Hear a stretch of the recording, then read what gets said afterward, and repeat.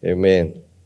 Jadi sebagai khotbah tutup tahun, tadi kebaktian pertama, Pastor Yesi juga membagikan firman dengan judul yang sama, bagaimana kita mengakhiri tahun 2025 ini. Mungkin banyak hal yang terjadi yang sesuai dengan rencana saudara, mungkin juga ada yang tidak sesuai dengan rencana saudara. Mungkin ada impian yang terjadi, tapi juga mungkin ada impian yang tidak terlaksana. Ada doa yang sepertinya tidak dijawab, tidak terjawab. Ada target-target yang tidak tercapai. Saudara, hari ini ada dua bagian ayat firman Tuhan yang saya mau ajak kita lihat secara cepat. Di dalam Ratapan 3 dan di dalam Filipi 4. Dua orang yang berbeda yang menulis firman ini. Yang pertama adalah Yeremia di Ratapan. Yeremia menulis kitab Ratapan, saya cerita sedikit latar belakangnya ya. Yeremia menulis kitab Ratapan di tengah kehancuran Yerusalem. Situasi terburuk di dalam hidupnya, itu situasi Yeremia. Sedangkan nanti di Filipi kita akan lihat Paulus menulis kitab Filipi itu dari dalam penjara. Keadaan yang sangat tidak ideal. Namun persamaan dari kedua tulisan ini, dua-duanya menemukan pengharapan dan sukacita di tengah kekecewaan mereka. Dan saya berharap dari dua perikop ini kita bisa belajar bagaimana kita mengakhiri tahun ini dengan benar. Pertama di dalam Ratapan 3, 21 sampai 26. Kita lihat dulu ayat ini. Mari kita baca bersama-sama. 1, 2, 3. Tetapi inilah yang kuperhatikan, sebab itu aku berharap. Tak berkesudahan kasih setia Tuhan, tak habis-habisnya rahmat-Nya. Selalu baru tiap pagi, besar kesetiaan-Mu. Tuhan adalah bagianku, kata jiwaku. Oleh sebab itu aku berharap kepada-Nya. Tuhan itu baik bagi orang yang berharap kepada-Nya, bagi jiwa yang mencari Dia. Baiklah menanti dengan diam pertolongan Tuhan. Dari Yeremia ini, Yeremia memutuskan untuk memilih untuk mengingat kesetiaan Tuhan. Kata-katanya pakai kata tetapi. Jadi sebelumnya saudaraku di ayat ini ayat 21, ayat 1 sampai ayat 20. Yeremia cerita, Yeremia curhat, penderitaan, kesengsaraan, kesulitan, ketidakadilan, rasa sakit. Setiap kekecewaan yang dia alami. Dia sampaikan itu di ayat 1 sampai 20. Ya, dan sebagai kesimpulan di ayat 20, Yeremia mengatakan begini. Jiwaku selalu teringat akan hal itu, akan penderitaan, akan kesulitan itu. Jiwaku selalu teringat akan hal itu dan tertekan dalam diriku. Pada waktu dia mengingat penderitaan, kesengsaraan, kesulitan, ketidakadilan, dia menjadi tertekan di dalam dirinya. Tetapi dia tidak berhenti di situ. Karena di ayat 21 dia pakai kata tetapi. Tetapi inilah yang kuperhatikan, sebab itu aku berharap. Ada titik balik yang terjadi. Yeremia tidak menyangkal kekecewaannya. Tetapi ia memilih untuk mengalihkan fokusnya. Bukan kepada kekecewaan, kepada kesengsaraan, kepada hal-hal yang tidak enak yang dia alami. Tetapi dia memilih untuk fokus kepada kesetiaan Tuhan. Ini merupakan keputusan iman.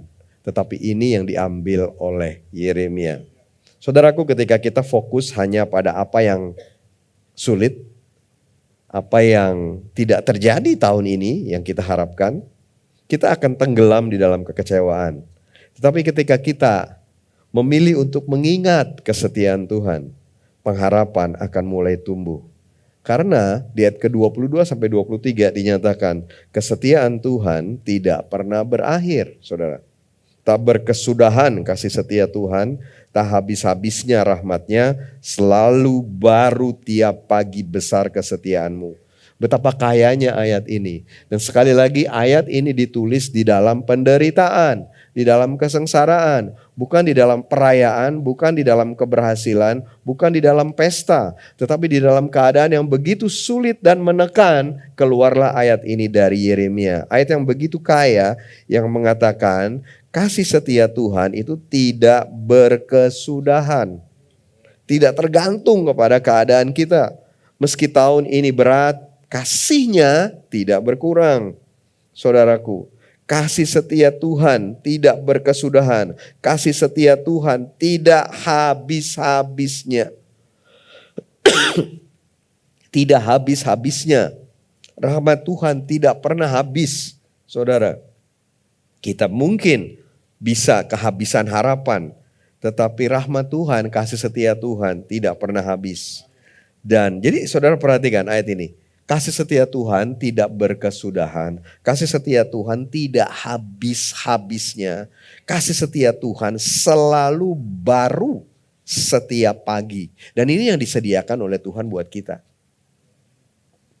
Dan pada waktu kita fokus kepada ini, kita akan bisa penuh dengan pengharapan menghadapi apapun juga situasi yang sulit. Tetapi ini bukan cuma sekedar suatu motivasi atau suatu hal yang baik supaya kita tidak jadi patah semangat. Tidak, karena ini adalah kebenaran, saudara. Amin. Ini adalah kebenaran. Tidak berkesudahan, tidak habis-habisnya, selalu baru. Setiap hari ada kasih setia yang baru yang Tuhan sediakan buat kita. Kemarin mungkin berat, tetapi hari ini ada rahmat yang baru. Tahun ini mungkin sulit, tapi tahun depan akan ada kasih setia yang baru. Dan disimpulkan, besar kesetiaanmu. Itu kesimpulannya. Besar kesetiaan Tuhan. Jadi di akhir tahun ini, mari kita membuat refleksi bagi kita. Berhenti sedikit, berhenti sejenak.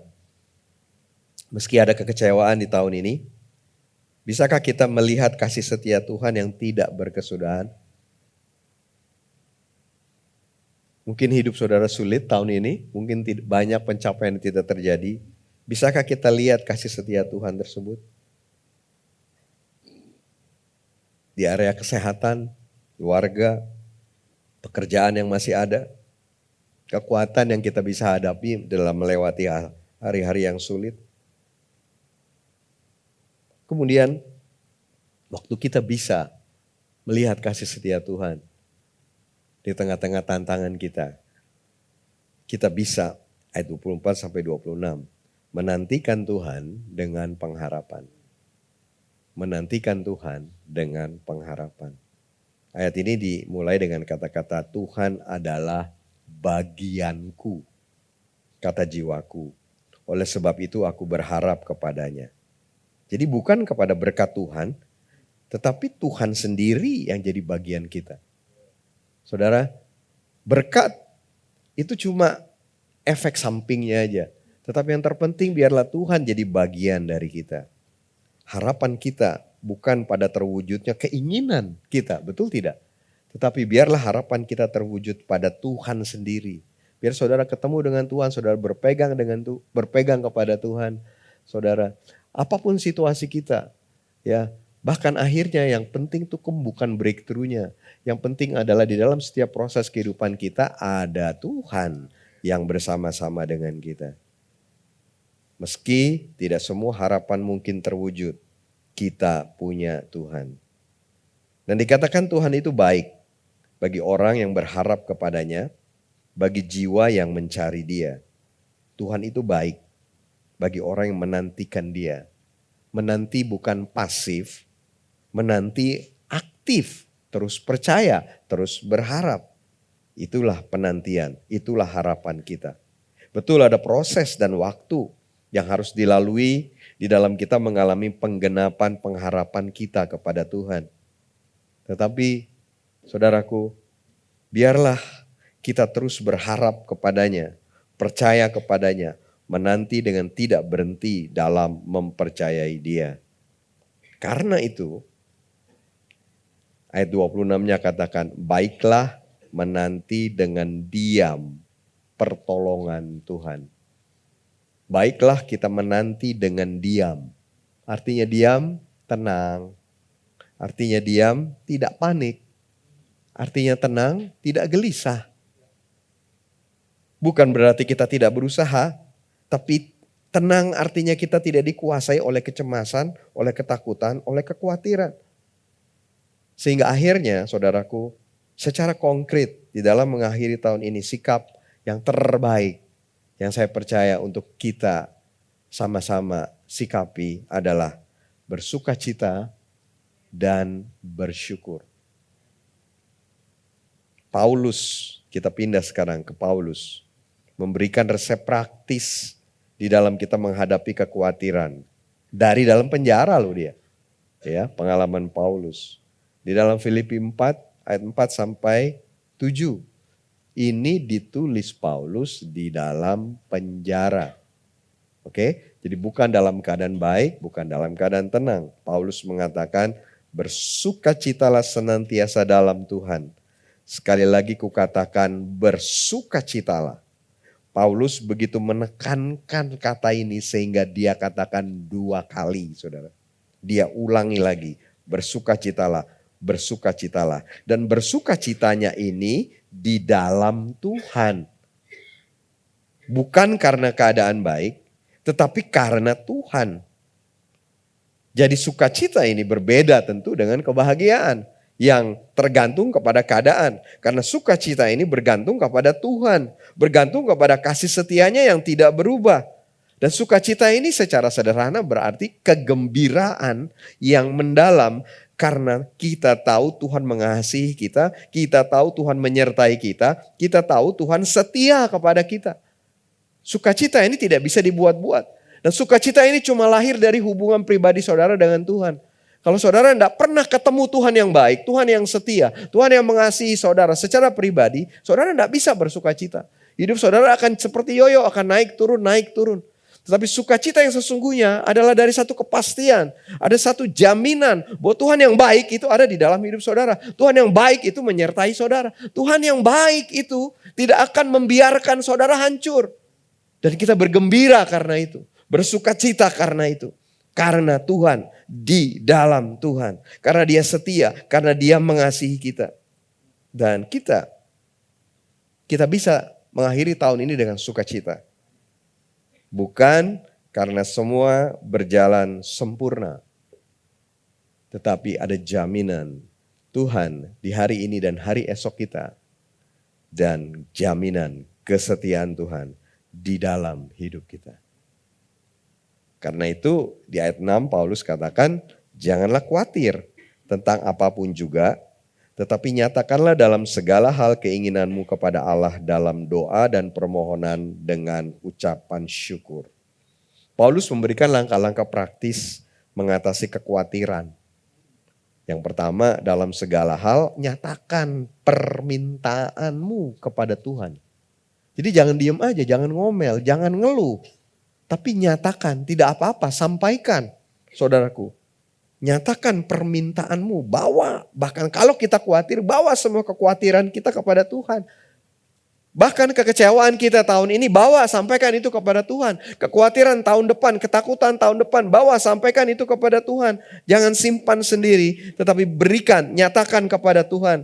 Dikatakan yang kedua, dalam doa dan permohonan. Melalui doa kita, melalui permohonan kita kepada Tuhan, melalui komunikasi kita kepada Tuhan. Itu kenapa pentingnya kita menjaga komunikasi kita dengan Tuhan. Saudara, yang paling penting di dalam kita mengakhiri tahun dan memasuki tahun depan, bukan baik, bukan terobosan, tetapi hubungan saudara dan saya dengan Tuhan. Apakah kita memiliki itu? Apakah kita berjalan dalam hubungan dengan Tuhan? Apakah kita bebas berbicara kepada Tuhan, menyatakan keinginan kita, permintaan kita kepada Tuhan? Itu yang paling penting. Dan saya berdoa sungguh-sungguh saudara kita mengakhiri tahun ini dengan mengingat dan menjaga hubungan pribadi kita dengan Tuhan. Dan saya berdoa sungguh-sungguh kita memasuki tahun 2026 dengan memegang ini yang paling berharga, hubungan pribadi saudara dengan Tuhan. Takut akan Tuhan, taati Dia. Dan itu yang akan memberikan kepastian akan hari esok kita. Dalam segala hal nyatakan permintaanmu, dengan doa dan permohonan, dengan ucapan syukur. Nah ini yang penting. Ini kunci yang penting.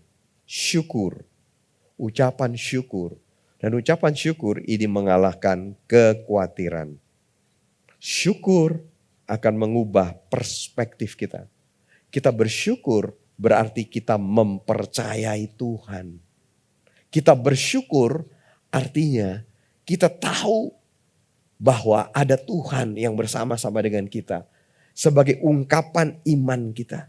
Dan kita perlu merubah, kalau pakai istilah saluran TV, kita perlu rubah channel TV yang biasanya keluhan aja. Berubah, berhenti, kita ganti channel, bersyukur. Amin. Betul. Berapa sering kita terjebak ke dalam keluhan. Bersyukur, mengucap syukur sebagai tindakan iman kita. Sebagai kepercayaan kita kepada Tuhan. Berhenti komplain, berhenti mengeluh. Ganti salurannya menjadi mengucap syukur. Dan saudara akan mengalami hasil dari pergantian saluran yang saudara lakukan tersebut. Ayat 7 akibatnya. Damai sejahtera Allah yang melampaui segala akal akan memelihara hati dan pikiranmu dalam Kristus Yesus. Perubahan channel ini hasilnya adalah damai sejahtera. Dan damai sejahtera ini yang Tuhan janjikan, yang Tuhan sediakan. Dan akan menghasilkan begitu banyak hal. Saudara, begitu banyak kreativitas yang hancur, yang hilang karena tidak ada damai sejahtera. Begitu banyak keputusan yang salah karena kita tidak melakukannya di dalam damai sejahtera.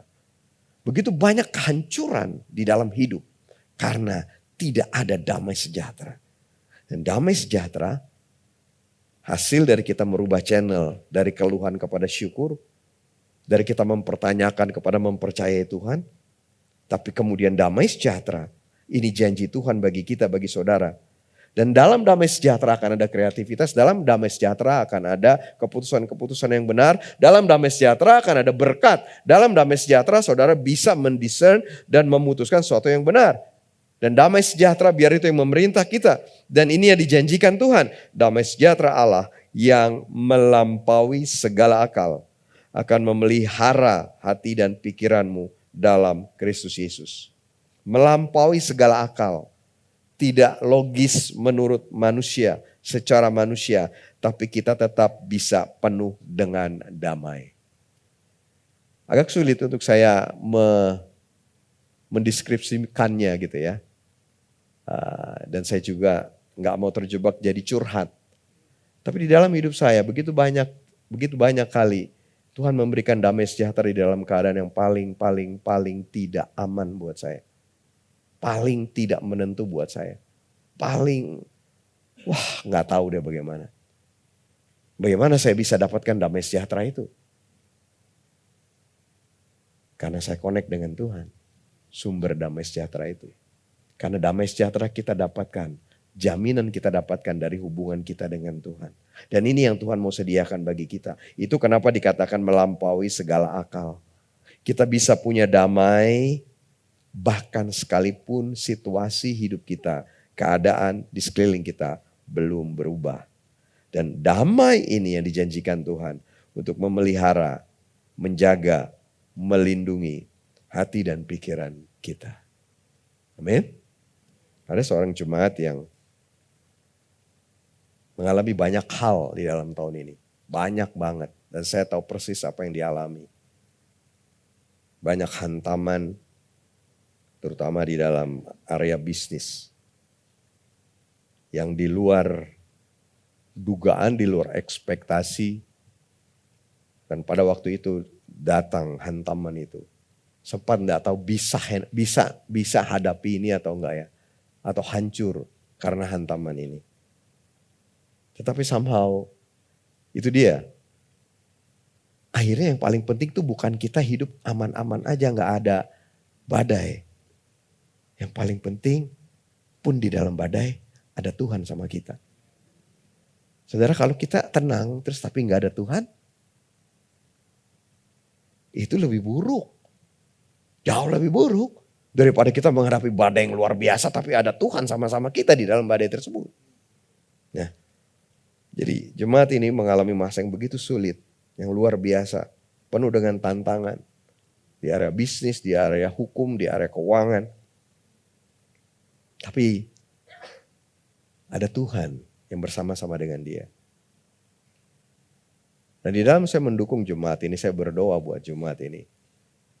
Inilah yang saya mau saksikan.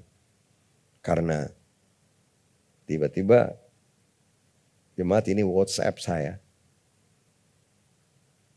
Di tengah-tengah tantangan nih yang begitu berat. Yang terus harus berjuang untuk survive. Tiba-tiba dia bilang begini. Visi kuat sekali Tuhan sampaikan untuk tahun 2026.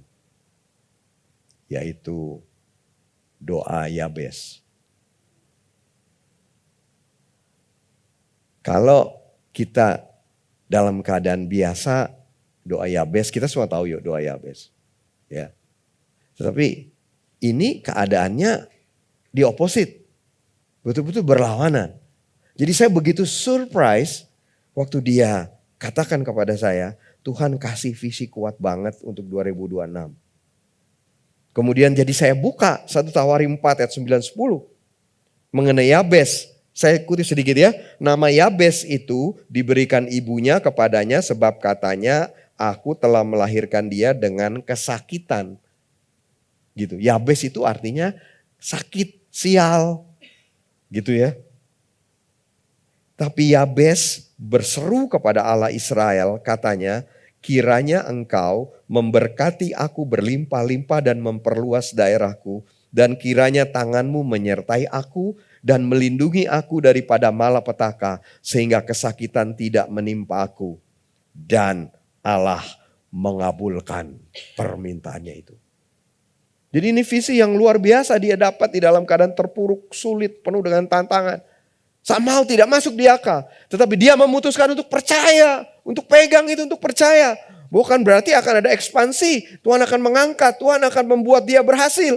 Dan saya percaya ini benar-benar dari Tuhan, saudara.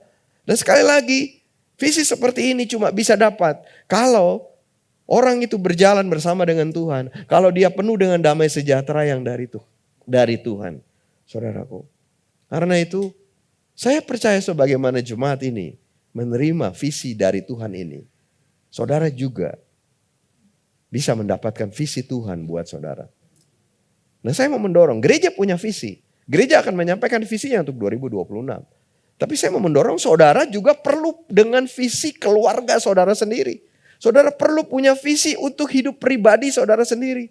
Bukan cuma kita sebagai gereja, tapi secara personal juga. Nah saudara bisa dapat visi saudara pribadi maupun keluarga dari hubungan pribadi saudara dengan Tuhan. Dari doa saudara kepada Tuhan. Dari keterikatan saudara kepada Tuhan. Dari damai sejahtera saudara dengan Tuhan. Saya cuma bisa kasih input begini. Berani. Berani mempercayai Tuhan. Berani minta visi dari Tuhan. Berani percaya hal-hal yang kelihatannya tidak mungkin. Karena bagi saya, waktu dia sampaikan mengenai Yabes ini sesuatu langkah iman yang berani banget. Karena betul-betul opposite dengan situasi yang sedang dialami. Tapi itulah yang saya bisa encourage setiap kita. Saya belajar dari jemaat ini. Ayo berani mempercayai Tuhan. Berani berjalan bersama dengan Tuhan. Tapi tentu kita harus hidup takut akan Tuhan. Tentu kita harus taati Tuhan. Tentu kita harus hidup di jalannya. Tentu kita perlu berjalan dalam damai sejahtera dari Tuhan. Amin. Mari saudara, kita menutup tahun ini dengan benar. Bersukacita dan mengucap syukur. Dan menyerahkan harapan kita yang tahun ini tidak terjadi, kita serahkan, kita percayakan kepada Tuhan. Sekali lagi, Yeremia di ratapan mengajarkan kita bahwa di tengah kehancuran, Yeremia memilih untuk mengingat kesetiaan Tuhan yang baru setiap pagi. Paulus mengajarkan di tengah-tengah kehidupannya di penjara, dia mengganti kekhawatiran dengan doa dan pengucapan syukur dan hidup di dalam damai sejahtera Tuhan. Tahun ini mungkin tidak sempurna bagi kita. Tapi saya percaya tahun ini tidak pernah sia-sia. Karena Tuhan setia. Dan besok pagi nih. Gak usah tunggu 2026. Besok pagi akan ada kasih setia Tuhan yang baru bagi kita. Kemudian tahun depan akan ada rahmat yang baru bagi kita. Karena itu mari kita tutup tahun ini dengan sukacita, dengan pengucapan syukur. Serta menyambut tahun baru dengan pengharapan yang benar. Bukan pada terwujudnya semua rencana kita. Tetapi pada kesetiaan Tuhan yang akan terus kita alami. Yang bisa jadi pegangan kita kepada Tuhan kita yang tidak pernah berubah. Amin.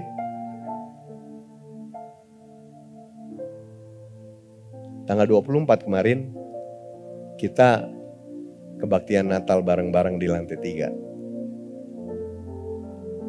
Jemaat Kuningan, Serpong, Kelapa Gading, Bogor, Bekasi.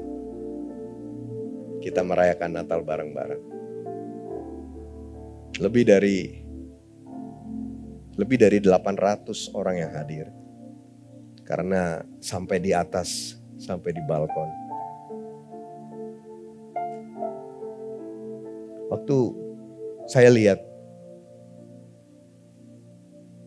saya katakan ke Tuhan, Tuhan ini gak mungkin terjadi. Kalau bukan karena kemurahan Tuhan. Tuhan, ini gak mungkin terjadi. Kalau karena kepemimpinan saya. Saya gak punya iman lihat itu terjadi. Dan pada waktu kita kebaktian ini,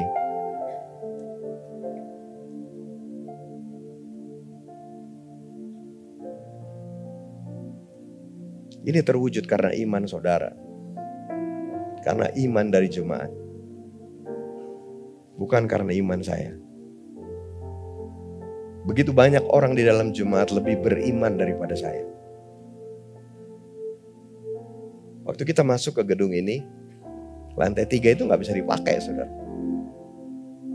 Karpetnya hancur.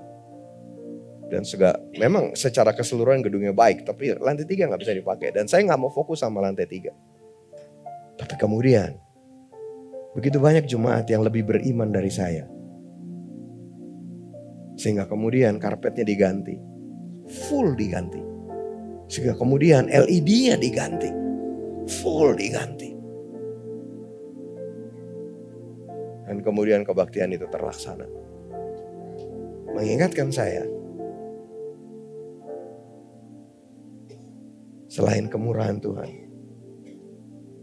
gereja ini adalah keluarga rohani. Saudara tahu yang bisa buat ini terjadi apa? Tentu Tuhan. Tapi di luar itu, yang Tuhan lakukan, ini hanya bisa terjadi kalau dilakukan oleh keluarga. Gak bisa kalau orang. Karena itu di dalam perayaan yang luar biasa ini, saya diingatkan Tuhan. Dan saya janji, dan saya mau ajak kita semua sama-sama. Biarlah gereja Every Nation menjadi keluarga rohani yang penuh dengan kehangatan kasih Kristus. Di mana setiap orang diterima dan menerima, dikasihi dan mengasihi, dihibur dan menghibur, dibangun dan membangun. Dan kalau ini bisa terjadi buat gereja, dan saya katakan yang bisa membuat ini terjadi cuma karena kita keluarga. Bahkan seperti saya katakan, saya gak punya iman, tapi iman saudara buat ini terjadi. Kalau gereja bisa mengalami breakthrough, saudara juga bisa. Kalau Tuhan melakukan kepada keluarga gereja, Tuhan akan lakukan buat saudara, buat keluarga saudara, buat keluarga saudara.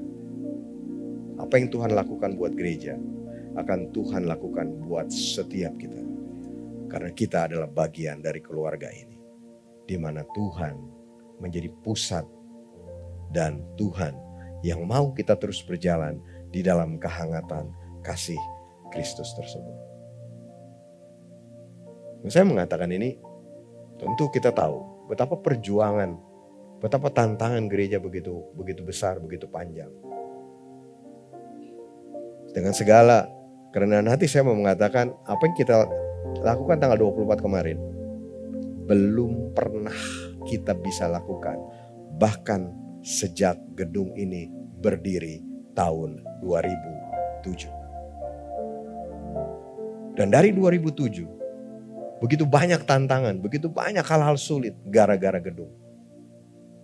Tetapi Tuhan mengajarkan kita, fokusnya kemana?